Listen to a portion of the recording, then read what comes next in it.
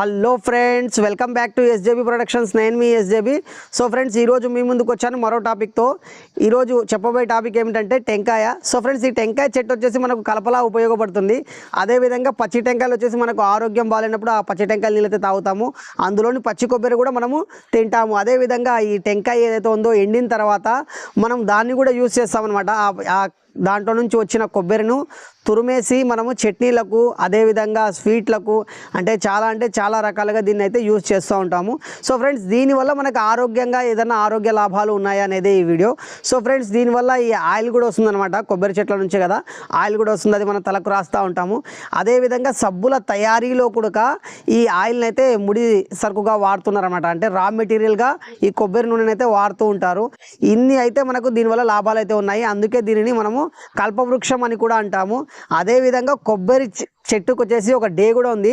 September 2న ప్రపంచవ్యాప్తంగా కొబ్బరి day కూడా చేస్తూ ఉంటారు. సో ఫ్రెండ్స్, ఇవన్నీ తెలుసుకోవాలనుకుంటే వీడియో ఎక్కడ స్కిప్ చేయకుండా పూర్తిగా అయితే చూడండి. ఓకే ఫ్రెండ్స్, లేట్ చేయకుండా వీడియోలోకి వెళ్ళిపోదాం. గో. టెంకాయ చెట్టు ఒక ముఖ్యమైన పామ్ కుటుంబానికి చెందిన వృక్షం. దీని శాస్త్రీయ నామం కోకస్ న్యూసిఫేరా. కోకస్ ప్రజాతిలో ఇది ఒకటి. ఇది ప్రపంచవ్యాప్తంగా విస్తరించి ఉన్నాయి. దీనిని కొన్ని ప్రాంతాలలో నారికేలం అని కూడా అంటారు. కొబ్బరిని రకరకాల ఆహార పదార్థాలలో రకరకాల రూపాల్లో వాడుతుంటారు. ప్రతి సంవత్సరం సెప్టెంబర్ 2న ప్రపంచ కొబ్బరి దినోత్సవం నిర్వహిస్తున్నారు. కొబ్బరి చెట్లు కోస్తా ప్రాంతాలలోనూ ఇసుక ప్రాంతాలలోనూ ఎక్కువగా పెరుగుతాయి. సారవంతం కాని నేలల్లో కూడా ఇవి పెరుగుతాయి. టెంకాయ చెట్టు సుమారు 100 మీటర్ల ఎత్తు, 100 సంవత్సరాల వరకు బతుకుతుంది.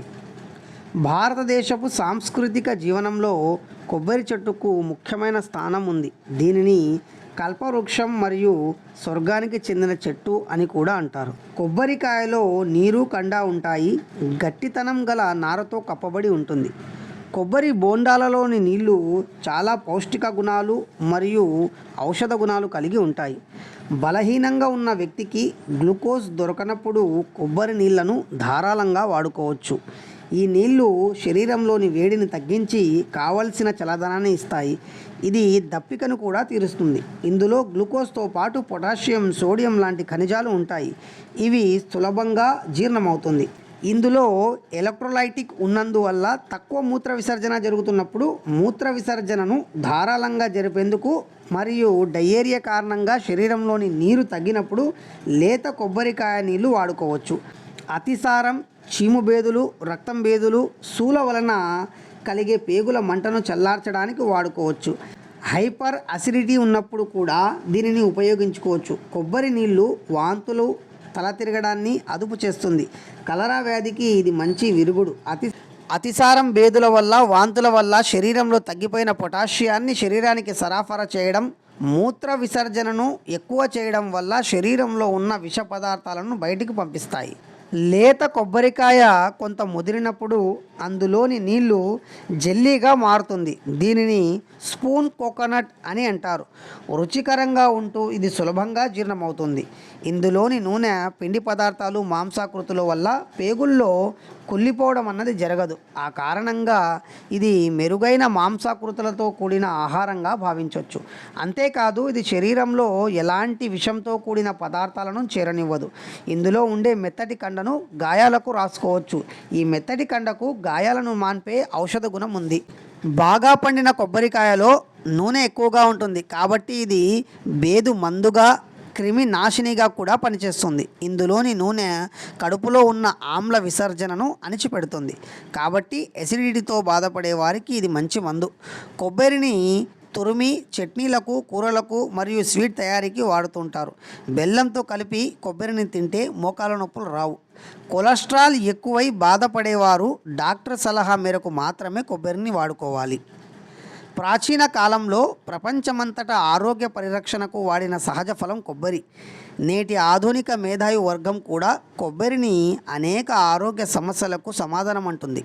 సాంకేతికముగా కొబ్బరిని కోకస్ న్యూసిఫేరా అని అంటారు. న్యూసిఫేరా అంటే పొట్టుతో కూడుకున్నదని అర్థం. ప్రపంచంలో 3వ వంతు జనాభా వాళ్ళ ఆహారంలోనూ ఆర్థిక సంపదలోనూ ప్రతి పూజ పవిత్రత కార్యక్రమంలోనూ చాలా భాగం కొబ్బరితోనే ముడిపడి ఉంది. కాబట్టి కొబ్బరికాయను అందరూ శుభప్రదంగా భావిస్తారు. మన దేశంలో శుభకార్యాలకు కొబ్బరికాయ తప్పనిసరి. కొబ్బరికాయ లేని పండగ లేదంటే అతిశయోక్తి కాదు. ఇక కేరళ విషయానికి వస్తే రోజు అన్నింటిలోనూ కొబ్బరికాయ ఉండాల్సిందే. కొబ్బరి నూనె తప్పనిసరిగా ఉంటుంది. వారి ఆరోగ్యం సంపద కొబ్బరి పంట మీద ఆధారపడి ఉన్నాయి. కోట్లాది మంది జనం కొబ్బరి పంటనే జీవనోధారంగా చేసుకొని ఉంటున్నారు. కొబ్బరికాయలో 49% లారిక్ యాసిడ్ ఉంటుంది.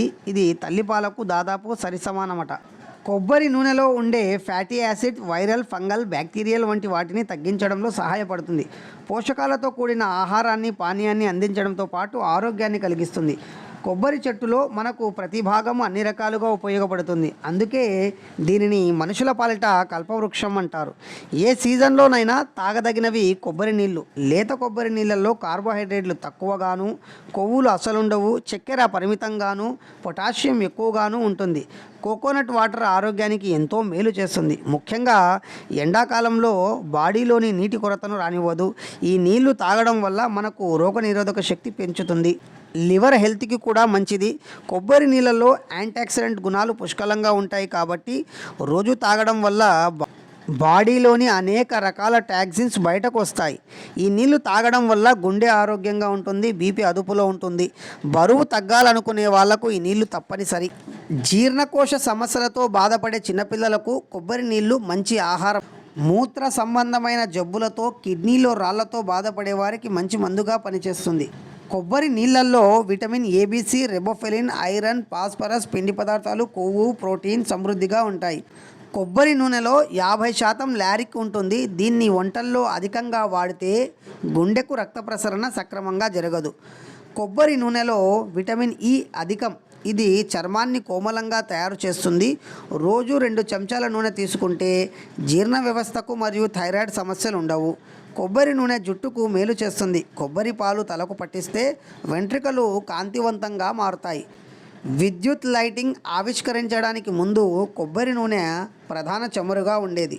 భారతదేశంలో వెలుతురు కోసం వినియోగించేవారు.